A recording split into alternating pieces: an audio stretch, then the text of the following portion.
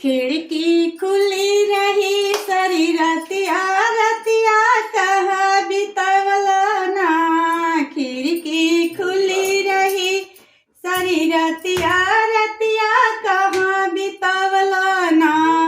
जेवना तोहरे खाती बनवनी मेजवा तोहरे खाती सजवनी।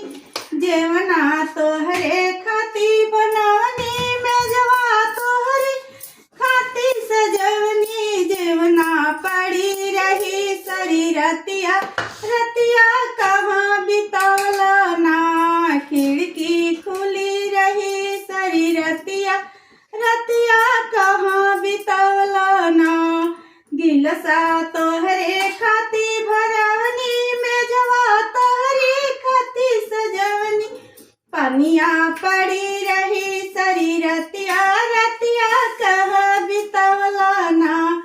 पनिया पड़ी रही सरी रतिया रतिया कहाँ बितवला ना।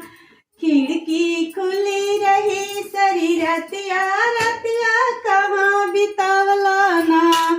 सेजिया तोहरे खाती सजवनी तकिया तोहरे खाती लगवनी। सेजिया तोहरे खाती